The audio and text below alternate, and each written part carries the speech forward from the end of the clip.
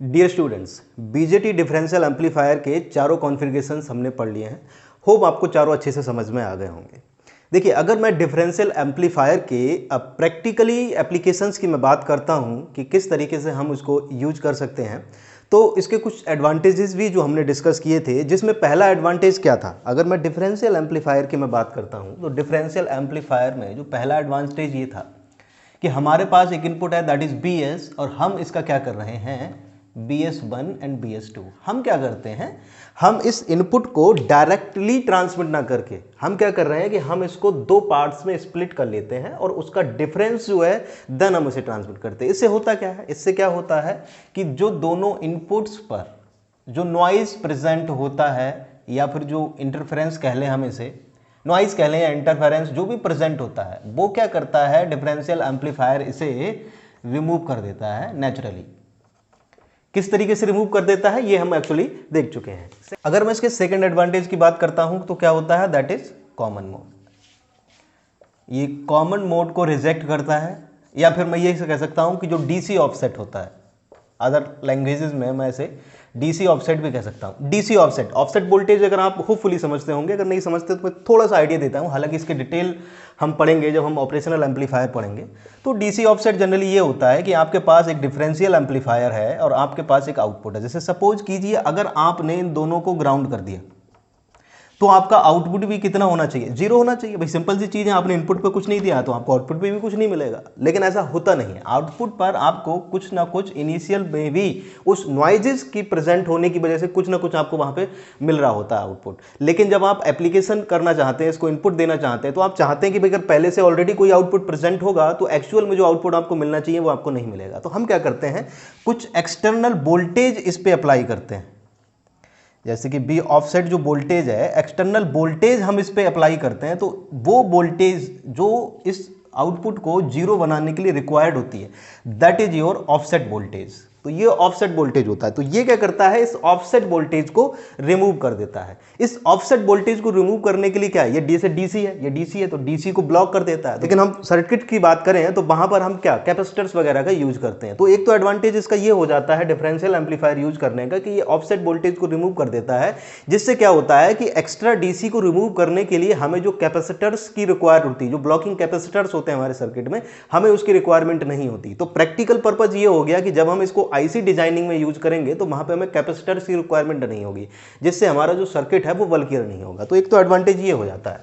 Third में इसके advantage की अगर मैं बात करूं तो आपको पता है जो हम जो है वो BS1 माइनस BS2 इस तरीके से डिफरेंस भेजते हैं। डिफरेंस का मतलब मैं ये कह सकता हूं कि जैसे कि ये नेगेटिव है और ये पॉजिटिव है, तो ये नेगेटिव और पॉजिटिव प्रॉपर्टी होने की वजह से इसमें एक ब्यूटी ये कह सकते हैं कि इसमें जब भी हमें नेगेटिव फीडबैकिंग करनी पड़ती है तो ये बहुत इजीली हो जाती है। अब नेगेटिव फीडबैक क्या होता है, इसके क्या क्या एडवांटेज होते हैं, ये जब ऑपरेशनल एम्पलीफायर होगा तब पढ़ेंगे। लेकिन ये बहुत बड़ा एडवांटेज है डिफरेंशियल एम्पलीफायर का। ये एक तरह से कह सकते हैं कि इस सर्किट की ये ब्यूटी है कि डिफरेंस की वजह से क्या हो रहा है कि नेगेटिव फीडबैकिंग हम इजीली कर पा रहे हैं। तो ये तीन जो पॉइंट्स हैं जिनकी वजह से हम बीजेटी डिफरेंशियल एम्पलीफायर को यूज करते हैं। अगर मैं प्रैक्टिकल एनालॉग आईसी डिजाइनिंग की बात करता हूं तो अगर मैं प्रैक्टिकल आईसी डिजाइनिंग की बात करता हूं कि अगर आपको आईसी डिजाइन करना है तो प्रैक्टिकली जनरली हम बीजेटी डिफरेंशियल एम्पलीफायर का आजकल यूज नहीं करते हैं। आजकल जनरली हम जब हम प्रैक्टिकल एप्लीकेशंस के लिए बात करेंगे तो हम यूज करते हैं मॉसफेट का।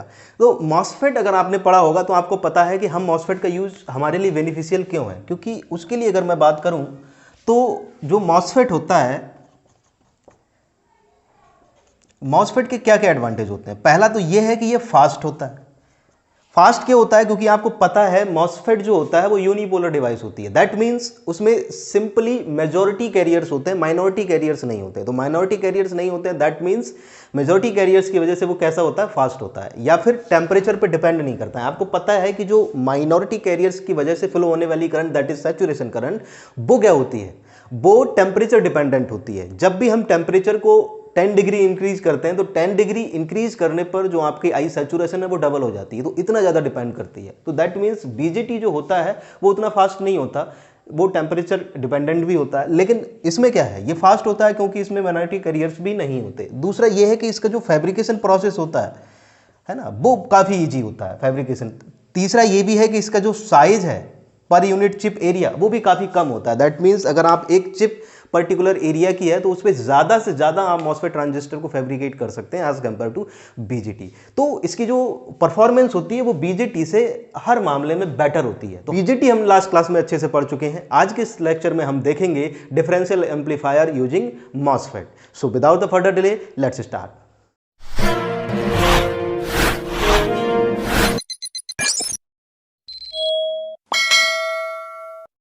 ओके तो ये जो है ये आपका सर्किट डायग्राम है डिफरेंशियल एम्पलीफायर का यूजिंग मॉसफेट। ये जो टॉपिक है ये actually university exam point of view से तो इंपॉर्टेंट है, लेकिन उसमें भी कोई बहुत डिटेल में नहीं है।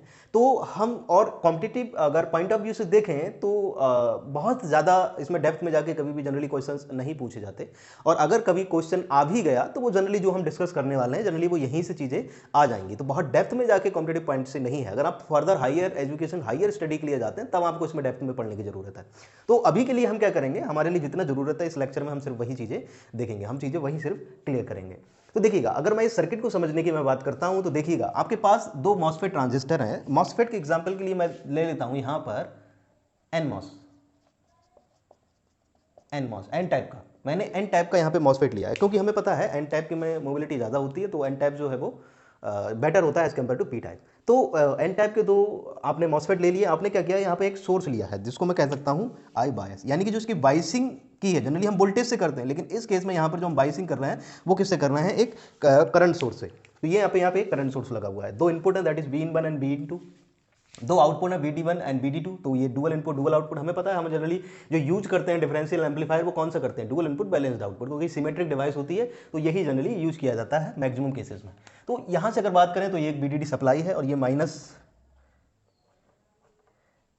BSS सप्लाई है, ये माइनस BSS सप्लाई है। दो रेजिस्टेंस है the drain resistance that is RD and RD।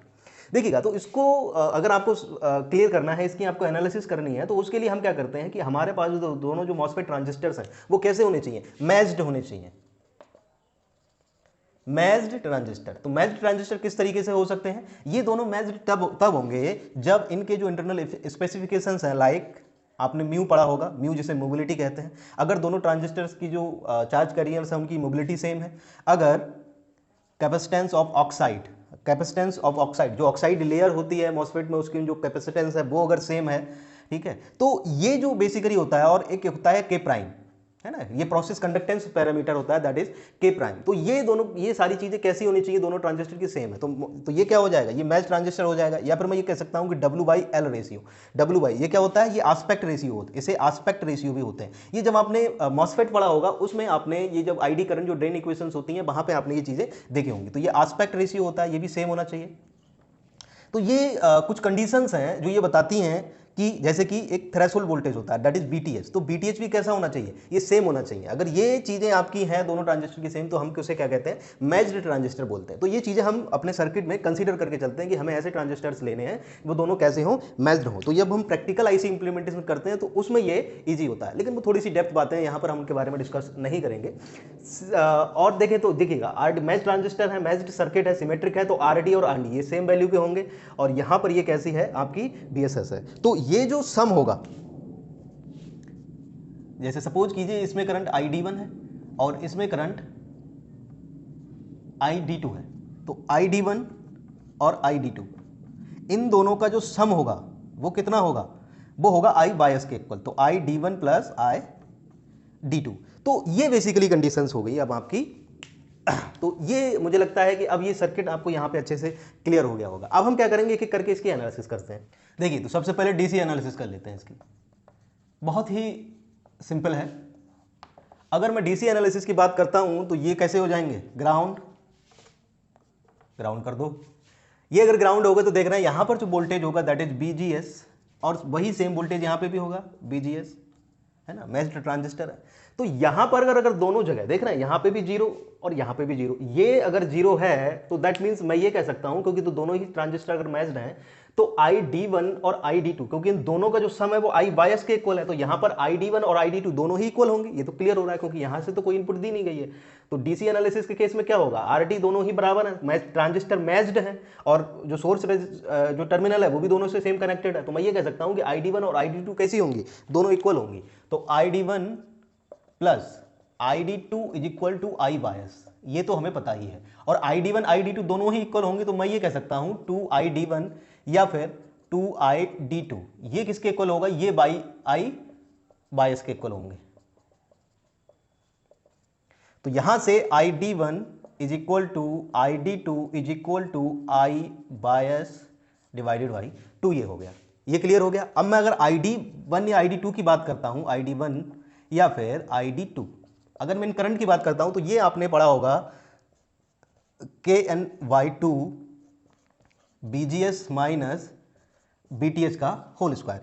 ये जो करंट होती है ID की, यानी कि जो ड्रेन करंट यहाँ पे फ्लो हो रही है एक ट्रांजिस्टर में, ये दोनों में ही सेम ही होगी। जब सेम होगी तो उसकी वैल्यू कितनी है, ये किस केस में होता है, ये होता है जब ये आपका ट्रांजिस्टर सैचुरेशन में होता है। क्यों? क्योंकि सैचुरेशन में जो गेन होता है वो ज्यादा मिलता है as compare to triode region. तो हम अपने ट्रांजिस्टर को किस में वर्क कराते हैं, सैचुरेशन रीजन में। तो सैचुरेशन रीजन में जो करंट की वैल्यू होती है वो कितनी होती है, ये होती है। अब मैं अगर केन की बात करता हूँ, व्हाट इज केन, केन की जो वैल्यू होती है वो होती है KN प्राइम, और ये हो जाता है W/L।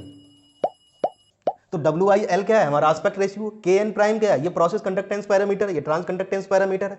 तो ये प्रोसेस कंडक्टेंस पैरामीटर है, इसकी जो वैल्यू होती है that is mu N capacitance of oxide. ये वैल्यू किसकी होती है, K प्राइम की। तो ये बेसिकली आपने जब इक्वेशंस थी वो वहां पे पढ़ा होगा, लेकिन फॉर योर नॉलेज से मैंने आपको यहाँ पे बता दिया। तो ये वैल्यू इतनी है। अब अगर इसको आपको I बायस बाई 2 के फॉर्म में लिखना है तो आप इजीली लिख सकते हैं। I बायस की अगर आप वैल्यू यहाँ से कैलकुलेट करेंगे तो I बायस की वैल्यू कितनी हो जाएगी, भाई सिंपल सी चीज है, उसकी वैल्यू 2 इधर लेके आएंगे तो ये हो जाएगा KN BGS BTS का होल स्क्वायर। तो यहाँ से आप I बायस ID इनकी वैल्यूज को आपने यहाँ पे इजीली देख लिया। अगर आप BD1 कैलकुलेट करना चाहते हैं ड्रेन, तो BD1 भी इजीली कैलकुलेट कर सकते हैं। BD1 ये किसकी वैल्यू कितनी होगी, इसकी वैल्यू हो जाएगी BDD minus ID1 RD। I बायस के अगर फॉर्म में करना चाहते हैं तो ये हो जाएगा minus I bias by 2 into RD। तो BD1 भी कैलकुलेट कर सकते हैं और BD2 भी कितना होगा, इतना ही होगा। तो डीसी एनालिसिस में ऐसा कुछ खास है नहीं करने को। अगर आपने BJT डिफरेंशियल एम्पलीफायर के लेक्चर्स देखें तो ये चीजें आपको इजीली समझ में आगे होंगी। अब AC एनालिसिस देख लेते हैं सर्किट की। देखिए अगर मैं AC एनालिसिस की बात करूं तो भी बहुत सिंपल है, क्लियर ही। जैसे कि सबसे पहले अगर मैं AC एनालिसिस की बात करता हूं तो AC एनालिसिस में जैसे आपको कैलकुलेट करना है कॉमन मोड गेन। अगर आपको कॉमन मोड गेन कैलकुलेट करना है दैट इज ACM, तो देखिए आप किस तरीके से कर सकते हैं। जब आपको ACM कैलकुलेट करना होता है तो जो उसमें कंडीशन होती है वो क्या होती है, जो आपका BID होता है B/1 minus B/2 is equal to वो कैसा होता है, 0 होता है। तो उस केस में क्या हो जाता है, जो B/1 क्या होता है वो B/2 होता है। जब ये दोनों ही होती हैं तो हम क्या कह सकते हैं, देखिएगा AC एनालिसिस में क्या होगा, AC एनालिसिस में जितनी भी DC इक्विवेलेंट जितने भी DC सोर्सेस हैं उन्हें आप रिमूव कर दें। देखिए DC सोर्सेज को रिमूव करने का मतलब क्या है कि जब आप कॉमन मोड का बात करते हैं तो कॉमन मोड के केस में दोनों AC एनालिसिस है। ये जो है ये भी क्या है, ये आपका करंट सोर्स है। तो करंट सोर्स जो है वो भी DC की फॉर्म में होता है, तो इसे भी आप इग्नोर यहाँ पे कर सकते हैं। तो यहाँ पर ये वर्चुअल ग्राउंड वाली कंडीशन जो है वो अप्लाई हो जाती है ना। तो वर्चुअल ग्राउंड कॉन्सेप्ट क्या होता है, ये ऑप एम्प में बेटा सीखेंगे हम, है ना, वहाँ पे चीज़ें क्लियर हो जाएंगी। तो ये क्या है, दैट इज V/1, और यहाँ पर ये जो सप्लाई है दैट इज B/2।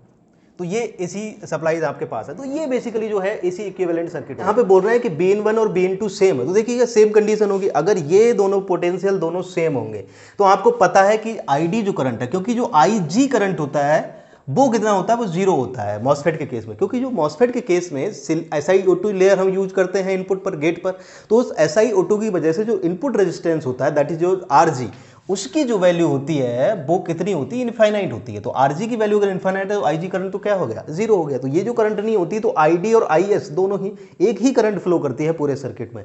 तो एक ही करंट अगर फ्लो करेगी और B/1 B/2 सेम है, जब दोनों ही सेम है तो मैं ये कह सकता हूं ये दोनों सर्किट कैसे हैं, एक दूसरे के सिमेट्रिक है। सिमेट्रिक है तो जो वोल्टेज BD1 का होगा वही वोल्टेज BD2 का होगा। तो BD1 कितना होगा, BD1 की जो वैल्यू होगी वो हो जाएगी RD ID1, और BD2 की जो वैल्यू होगी वो भी होगी RD ID2, और ID1 is equal to ID2 है। तो मैं ये कह सकता हूं जो V0 आपका फाइनल जो उस केस में होगा वो कितना होगा, वो होगा BD1 माइनस BD2।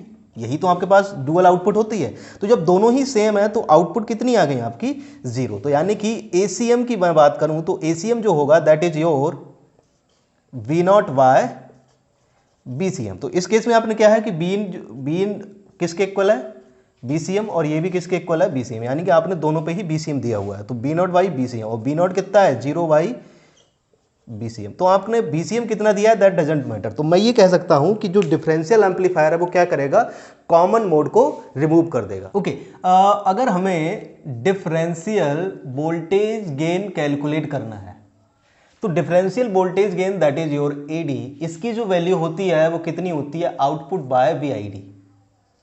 ठीक है, और VID कब कैलकुलेट कर सकते हैं, जब आपका BCM कैसा हो, जीरो हो। तो BCM जीरो का मतलब ये होता है कि उस टाइम पर जो B1 प्लस B2/2 होता है वो जीरो हो गया, तो B1 is equal to minus B2, यानी कि इन दोनों की जो वैल्यू है वो तो सेम होनी चाहिए, लेकिन ये कैसी होती है 180 डिग्री फेज शिफ्ट होती है। तो देखिएगा, अगर मैं इसकी बात करता हूं B/1, तो इसे मैं क्या ले लेता हूं BS/2। क्यों? क्योंकि आपको पता है कि आपको BS इनपुट देना होता है। तो BS आप किस तरीके से दे सकते हो, आपको BS ही देना होता है, तो आप BS/2 यहां दे दो और BS/2 एक पॉजिटिव हो जाएगी एक नेगेटिव में, तो इस तरीके से आप देते हैं। तो हम यहां पर BS/2 ले लिया, और सेम केस में यहां पे भी BS/2 ले लेंगे, तो एक पॉजिटिव वैल्यू की होगी और एक नेगेटिव वैल्यू की होगी। तो अब बेसिकली अगर आपको कैलकुलेट करना है तो BS/2 अगर जो दोनों ऐड होंगे तभी तो जाके BS होता है। आउटपुट की मैं बात करूं तो अब आपके पास जो AD होगा, जो आपको कैलकुलेट करना है, वो हो जाएगा BD1 minus BD2 divided by BS। और अगर यहां से कैलकुलेट अगर आपको करना है तो देखिएगा BD1 और BD2 वो भी कैसे होंगे, सेम एम्पलीट्यूड के होंगे, लेकिन कैसे होंगे, एक नेगेटिव होगा और एक पॉजिटिव होगा। ये हम BJT के केस में भी देख चुके हैं, है ना।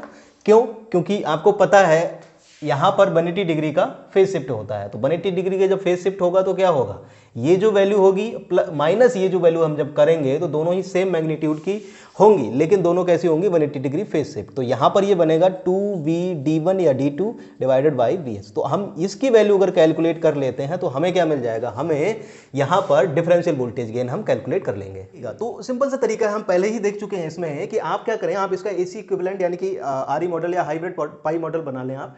तो इसके लिए बनाने के लिए हम क्या करें, देखिए आप तो एक तरीका तो ये हो सकता है कि आप इन दोनों का अलग अलग बनाएं और उसके बाद BD1 माइनस BD2 कर दें। एक तरीका ये भी हो सकता है। एक तरीका ये भी हो सकता है कि आप क्या करें, इस पूरे सर्किट का बनाएं जैसे कि हमने सिंगल एंडेड डिफरेंशियल एम्पलीफायर के केसेस में, BJT के केसेस में देखा था उस तरीके से। और तीसरा तरीका जो हम जनरली यूज करते हैं, जो बहुत ही सिंपल है, आप क्या करें, इसका एक का निकाल लें और उसको 2 टाइम्स DD1 बाई BS की वैल्यू निकाल लें, तो वो कैलकुलेट हो जाएगा, जैसा कि हमने dual input balance output BJT differential amplifier के केस में किया था। तो सिंपल सी बात है, अगर हम इसका बनाएं तो देखिएगा किस तरीके से ये बनेगा। ये मैं लिख सकता हूं, देखिएगा दिस इज योर BS/2, तो ये BS/2 यहां पर positive negative, this is your BGS। अगर मैं इसे BGS ले लेता हूं, जो गेट से सोर्स के बीच जो वोल्टेज है वो कितना होगा आपका BGS होगा, तो ये BGS/2 हो जाएगा। यहां से अगर आप देखें तो ये आपके पास GM BGS/2 ये हो जाएगा। आप R0 भी ले सकते हैं, जनरली हम इसे इग्नोर कर देते हैं लेकिन ले सकते हैं। देखिएगा, अगर अगर आपको नहीं दिया है तो आप इसे इग्नोर भी कर सकते हैं।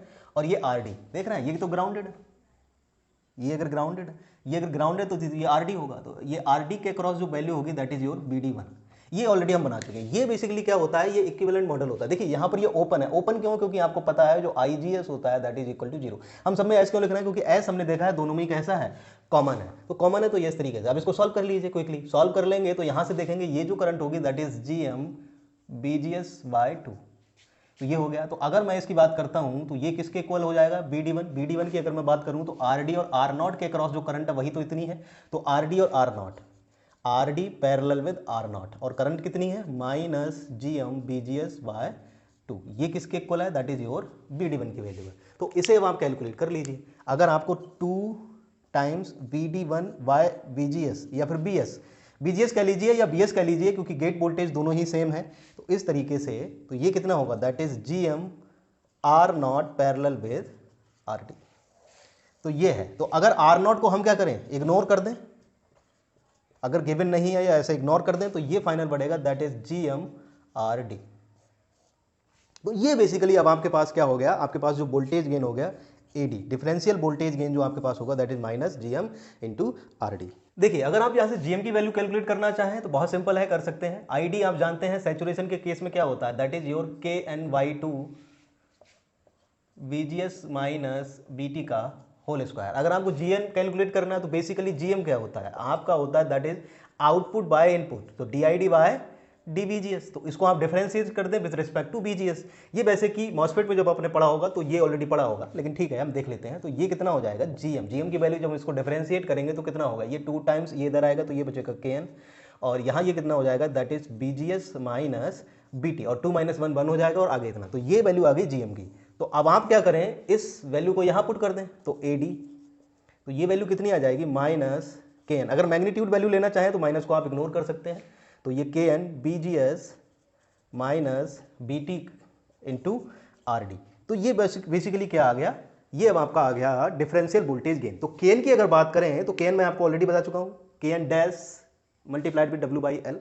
तो वो आप यहाँ से के एन की वैल्यू, वो जो पैरामीटर्स आपको गिवन रहेंगे तो वहाँ से आप इसकी वैल्यू को कैलकुलेट करके बीजीएस बीटीएस आपको गिवन रहेगा या बीटी गिवन रहेगा। बीजीएस की वैल्यू आप सर्किट से देखकर निकाल सकते हैं, आरडी आपको गिवन रहेगा, तो यहाँ से करके आप इसका जो वोल्टेज गेन है वो कैलकुलेट कर सकते हैं। तो ये बेसिकली आपका डिफरेंशियल एम्पलीफायर था यूजिंग मॉसफेट। देखिए जब हम अपनी एप्लीकेशन, प्रैक्टिकल एप्लीकेशन की बात करते हैं, जैसे कि एनालॉग आईसी डिजाइनिंग की हम बात करते हैं, तब हम इसको फिर डोमिनेट करता है आपका एज कम्पेयर टू बीजेटी। इसमें क्या होता है, जैसे कि यहाँ भी देख रहे होंगे आप आरडी रेजिस्टेंसेस लगे हुए हैं। तो आप क्या कर सकते हैं, जब हम और प्रैक्टिकल उसमें जाते हैं तो हम आरडी के प्लेसेस पे हम इसको भी मॉसफेट के थ्रू ही जो रजिस्टर, ये किस तरह के रजिस्टर्स हैं, ये पैसिव रजिस्टर्स हैं। पैसिव रजिस्टर्स, पैसिव डिवाइसेस वो होती हैं जो सेल्फ आपकी जो इलेक्ट्रिसिटी है या जो सेल्फ एनर्जी है वो जनरेट नहीं करते हैं, जैसे कि रेजिस्टर्स, कैपेसिटर, इंडक्टर्स, यहाँ से कोई एनर्जी जनरेट नहीं होती है ना। जनरेट कौन करता है, जैसे कि आपका ट्रांसफार्मर हो गया, ट्रांजिस्टर्स हो गए, मॉसफेट्स हो गए, ये आपकी एनर्जी को जनरेट करते हैं, तो वो एक्टिव डिवाइसेस में आते हैं। तो यहाँ पर हम आरडी के प्लेसेस पे क्या करेंगे, एक्टिव डिवाइसेस को यूज कर लेंगे एज अ लोड। तो वहाँ से क्या होगा, वो साइज कम हो जाता है, तो वही सारे आईसी बनाने के फायदे।